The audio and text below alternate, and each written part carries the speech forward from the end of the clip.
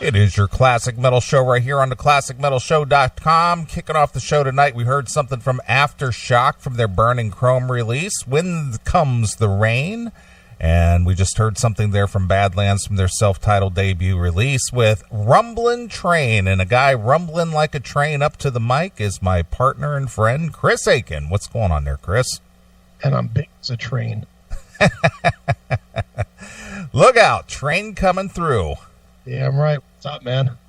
Well, I'm here. I've been trying to get my head into the right place because today has just been a lazy day. And it was just like, man, I got to get up and do something. And I just could not motivate myself to really, I didn't have anything to do. That's the problem. I had nowhere to go. I had really nothing to do. I didn't need to go out. I didn't need to clean house. I didn't need to do anything. So it was just like, well, what would motivate me to get out of bed today and do something constructive?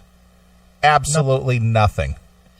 So I was literally in bed until about 6:30 my time, and it's like, man, I got to get up and take a shower and shave and kind of get my head in the game, so to speak. And so here I am, an hour and a half later. I'm dressed and showered and clean and all that good stuff. So I guess I'm ready to do 6 hours worth of classic metal show. So how about you?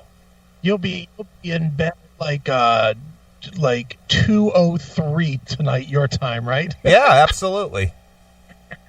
I'm good. I'm sitting here watching the Alliance of American Football. The new football league is on TV tonight, and yeah, it's something.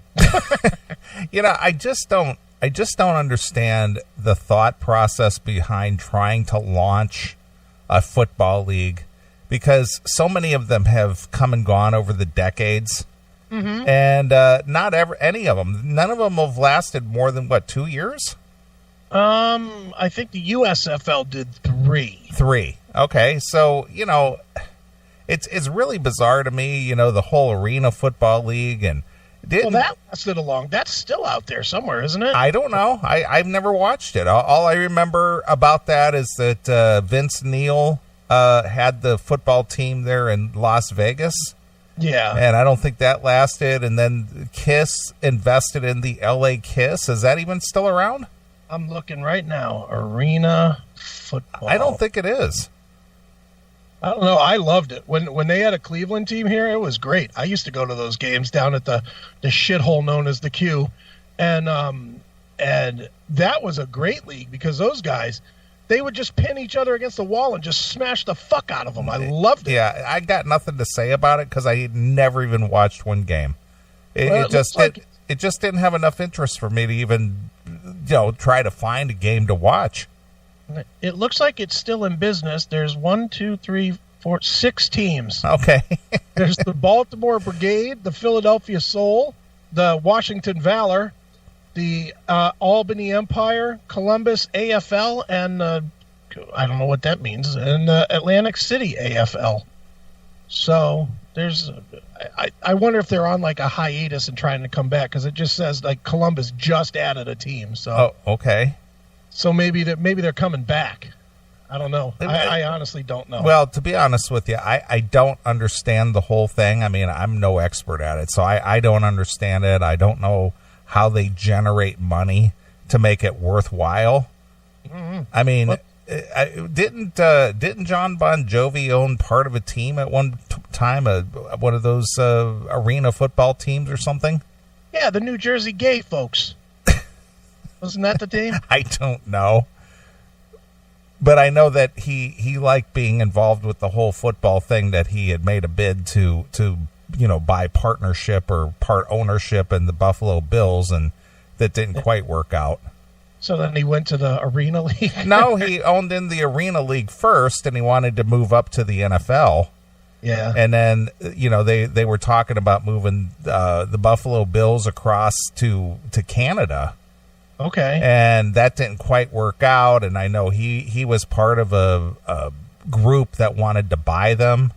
Right. And I don't think that worked out, and I don't know. I just don't get it. I mean, I understand the whole NFL thing, because of, obviously the longevity, and it's a very profitable deal, and Sure. The advertising and the television deals and all that kind of other stuff. Now that makes sense to me, and it's very difficult to be able to buy into that. But these secondary teams or arena leagues or it just never could understand how it could sustain itself, and obviously it never does because it only lasts a few years and then it's done. Well, we'll see with this alliance because they've got a pretty good TV deal. I mean, they've got a CBS deal and NFL Network, and I think TNT is the other one. So they've got a substantial TV deal. Okay. Which is pretty cool, and it's run by a bunch of NFL people. It's not like bullshit like John Bon Jovi and Vince Neil. It's that guy Charlie Ebersol that he was like a big wig at CBS, isn't he? Mm-hmm. He's like the owner, and it's got a bunch of NFL coaches like Steve Spurrier is a coach, and Mike Martz is a coach, and Hines Ward is involved in this somehow, and Duke Johnson or Daryl Johnson from the Cowboys is involved, and there's like a lot of people that you would know. Sure. And apparently what they're trying to use this as is some sort of a developmental league for the NFL. Almost like a farm club?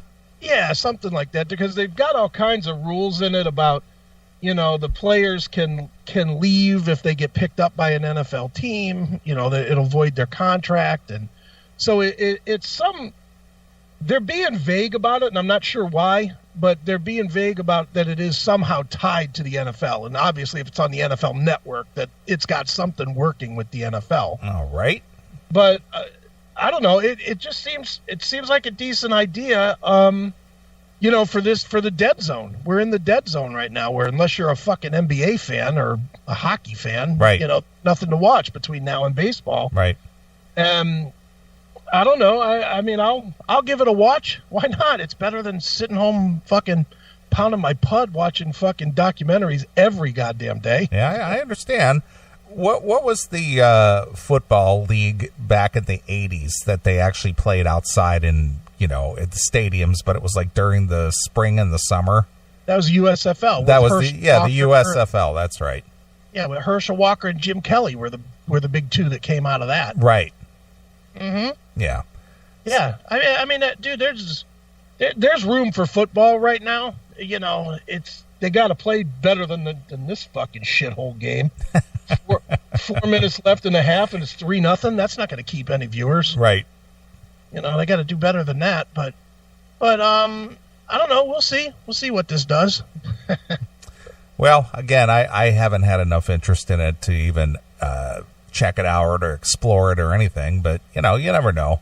Yeah, you know me. If it's on TV, I at least look. Right. Well, I get you, especially since you have a TV in every room and facing all directions, so it's hard to walk through your house and not have a TV to glance at.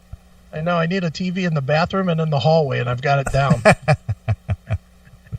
In my big mansion that I have here. Yeah, right. The technological palace. Well, dude, even in this room, and I mean, you've been in this room, it's just a fucking closet, more or less. It's, a storage room. I have 2 TVs in here.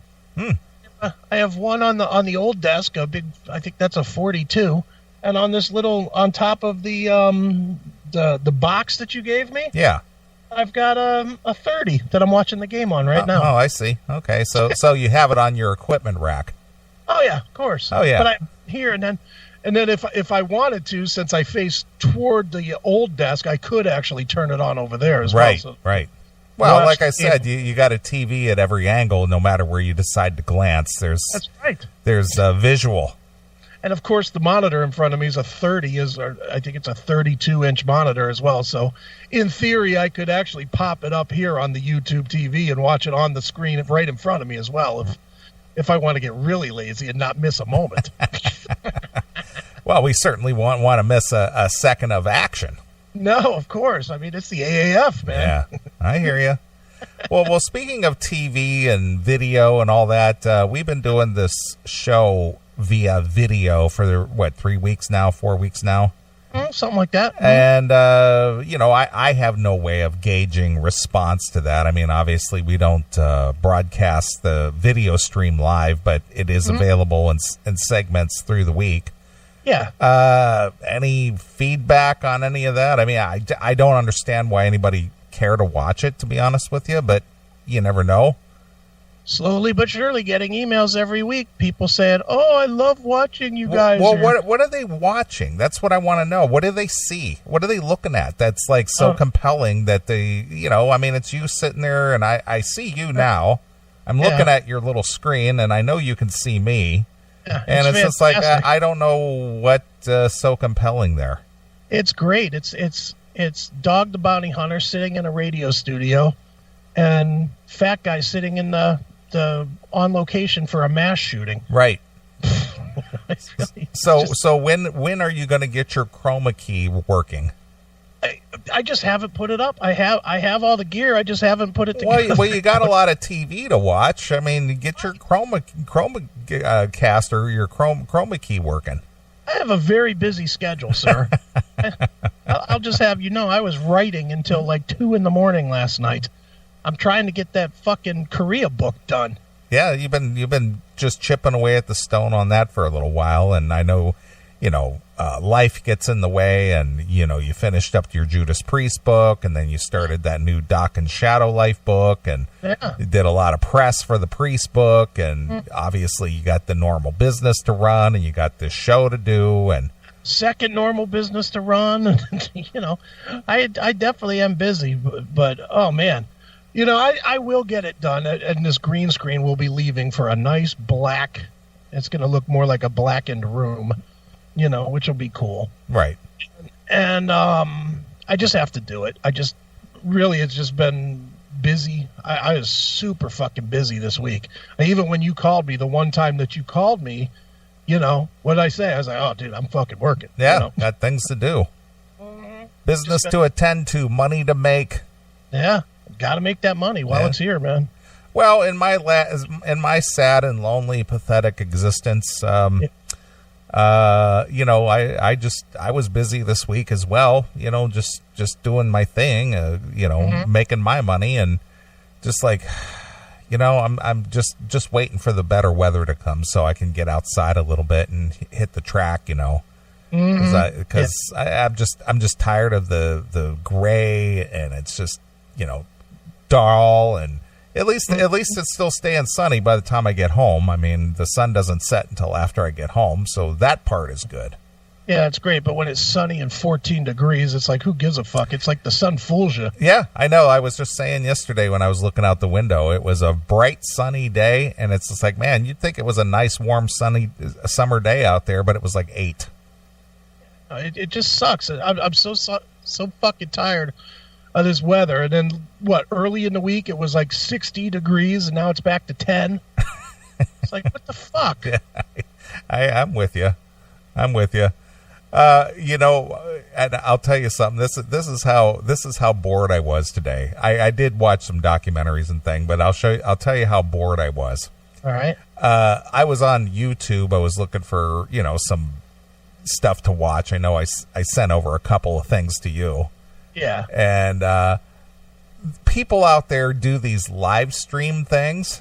Mm-hmm. And one of them that just because I did it personally and I kind of can relate to it, I watched a truck driver come up the Pennsylvania Turnpike up 76 into Ohio past the Streetsboro exit at 480 on a live stream. You were bored. I was. I had it on the Chromecast, and I put it up on the TV. I watched him drive by the Lordstown cruise plant that's now shut down that Mike Sr. worked at, and right. It's just like, yeah, I know every bump in that road. I know every road sign. I know everything. And it was like actually being behind the wheel watching this thing, and it was just like, yeah, I drove that, and oh yeah, there's the Youngstown exit. Right. It was just kind of bizarre watching that, Dude, it must be me and you are somehow connected at the brain to this weekend. Because last night late, I mean, like I said, I was working on the Korea book.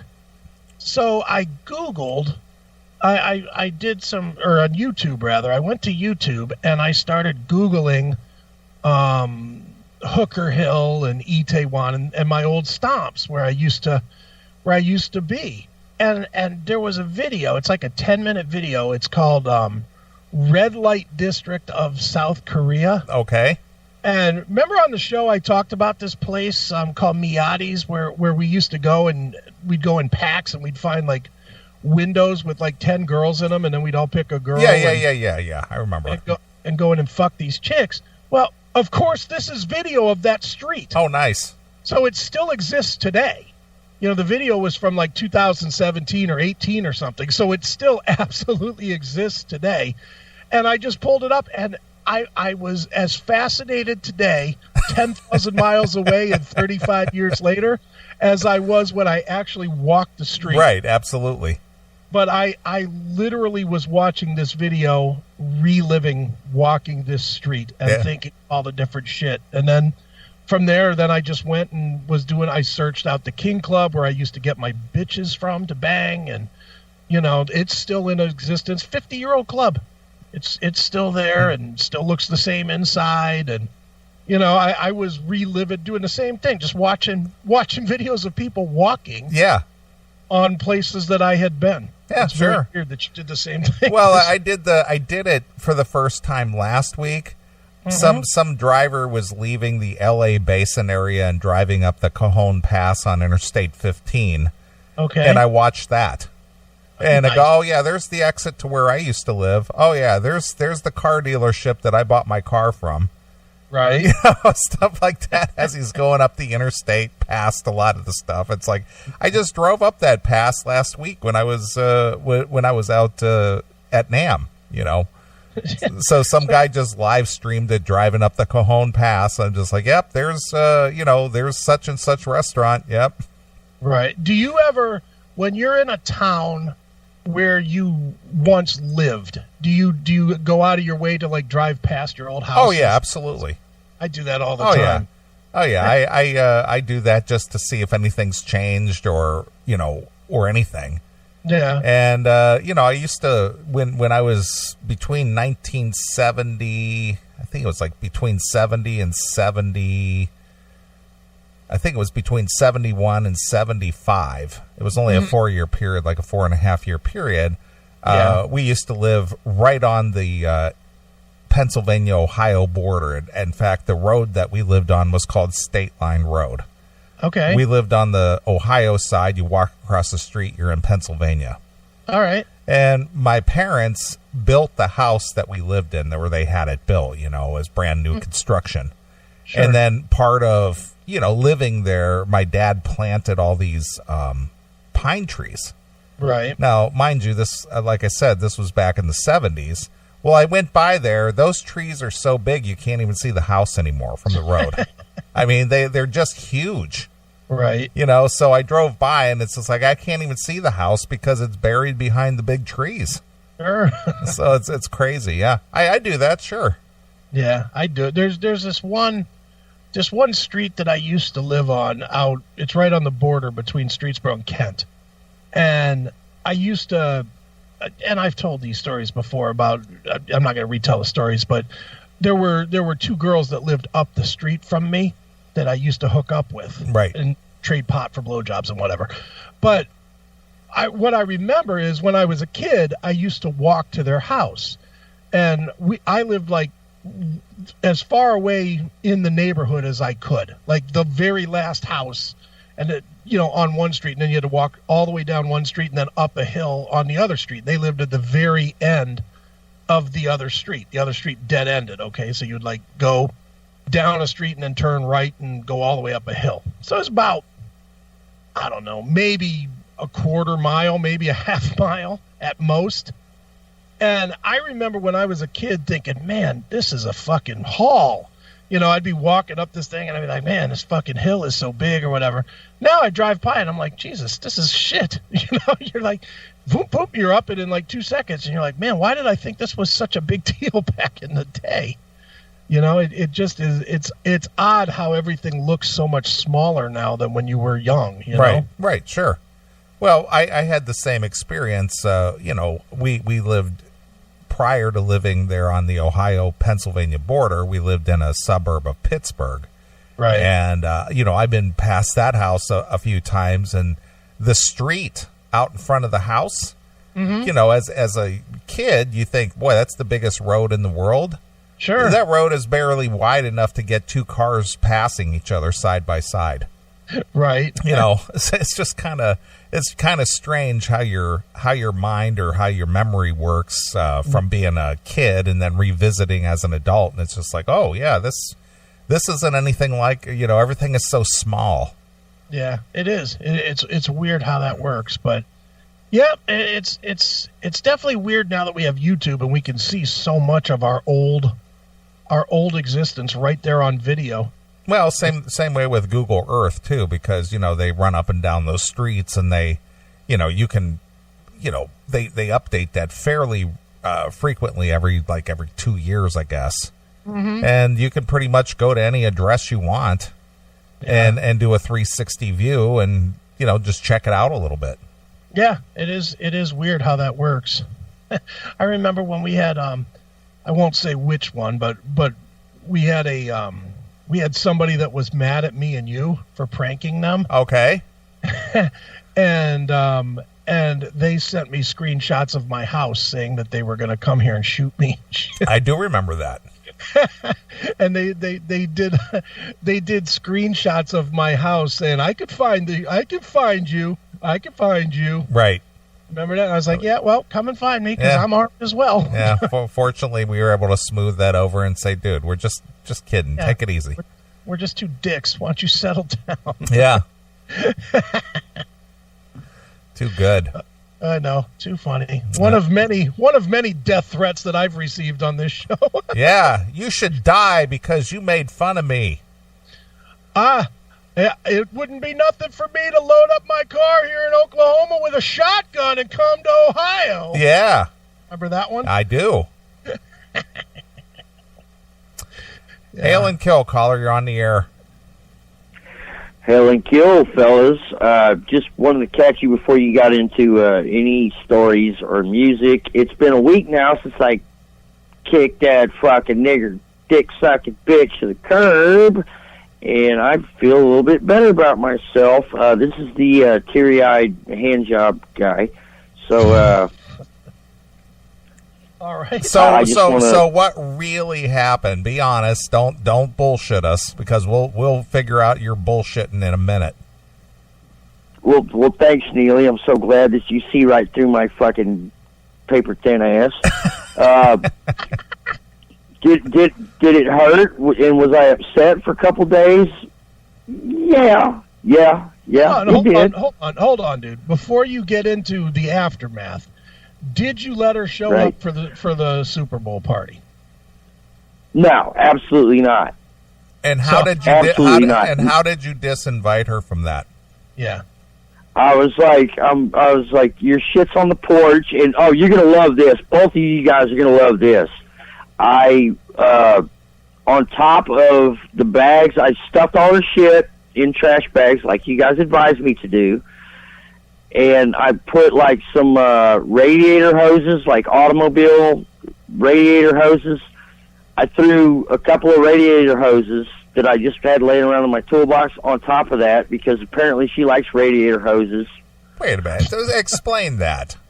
Are you talking about that means... Yeah, I know. You're making reference to big, thick, and fat, black, yeah. Okay. Radiator hoses. So that's what you came up with? I'm going to mimic a guy's black dick and put a radiator hose, and I hope you get the message. It's all I had available. Okay. Right. And she's like, but what about our friends? I was like, dude, my friends fucking told me you were a fucking cunt anyway. So does that include us? I think it starts with us. Well, I didn't name you guys by first and last name, but yeah, you know what? Yes, absolutely. And since you guys posted on to YouTube and Spreaker and all that other stuff, and to the By the way, the Classic Metal Show group on Facebook is gaining some steam. So I'm sure that's Chris's deal. That's gaining a big fucking head of steam. So Yep. anyway, no.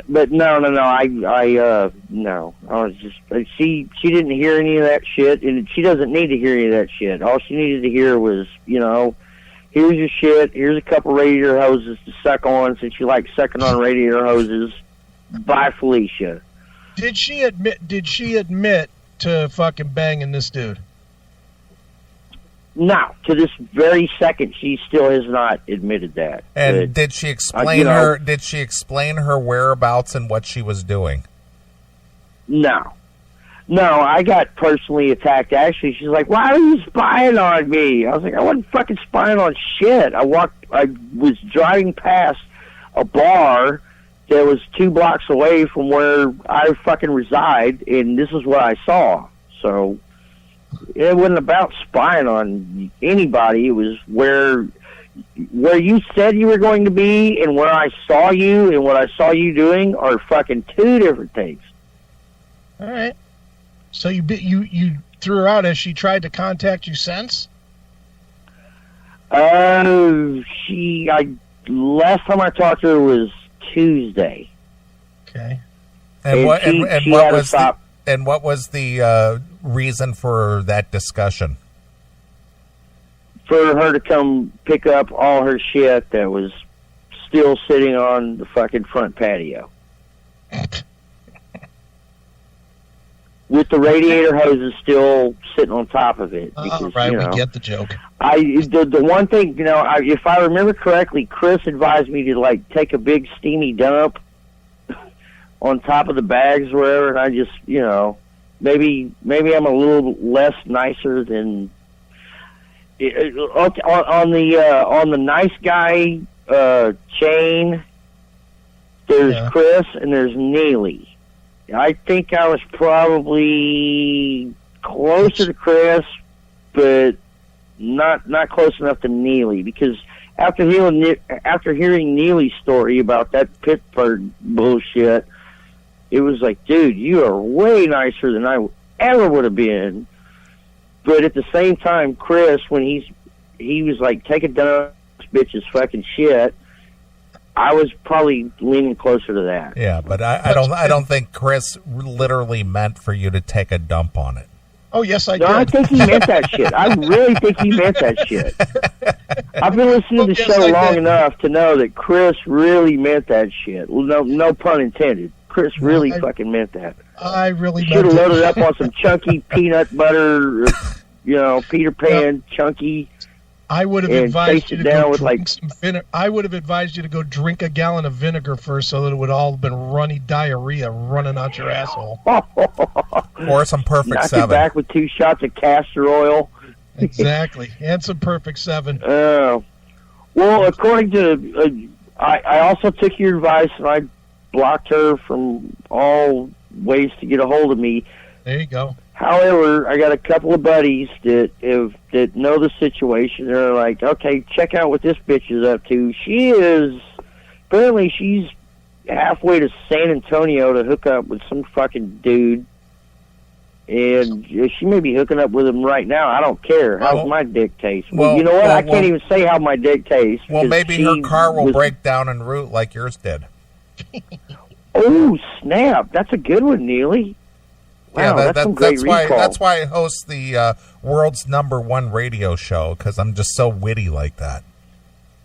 I thought Jeff from Hairband World had the #1 radio.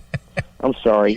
No, I didn't mean to insult you guys. I love your show. Well, I love your show. She's from down in your input. Well, she's down from your area down there, so you go. No, she's up in the Panhandle. Well, she's still from Texas, so you go hook up with Jaffer. I'm sure she's pretty. She'd be. Dude, you know what?